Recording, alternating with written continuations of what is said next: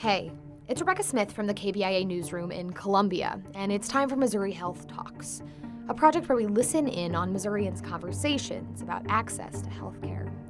A few weeks ago, we heard from Lonnie Kessler and Kimberly Ruiz, a couple who lives in Moberly. Lonnie has intractable epilepsy, and Kimberly is a disabled vet. This week, they speak about the reasons why they now advocate for the legalization of marijuana as medicine in Missouri. Here's Lonnie. I think some of the biggest barriers that we've dealt with is public perception about people who need access to marijuana as medicine. There are a lot of stereotypes and people who are lacking that education about cannabis as medicine. That's a big barrier.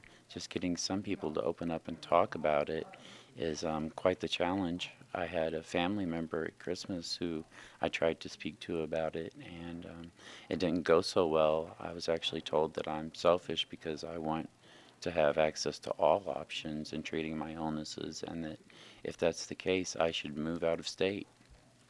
Since I'm not available to try cannabis as medicine in the state of Missouri, Kimberly and I did back up and make a few trips to Colorado to see how this can help me not only with epilepsy, but many of the symptoms of my debilitating illnesses, such as nausea, vomiting, lack of appetite, difficulty sleeping, irritability, and just many of the things that we neglect to talk about when we talk about severe illnesses. But these little things also affect our quality of life on a daily basis as well.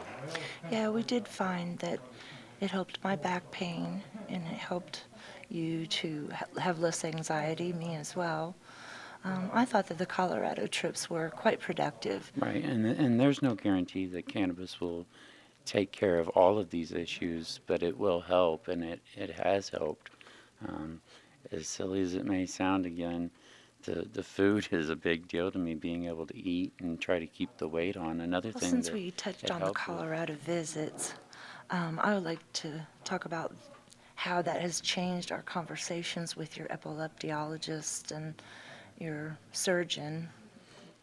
Absolutely. My doctors believe that I know my body best, and they wish I had every available option in my treatment to make that possible.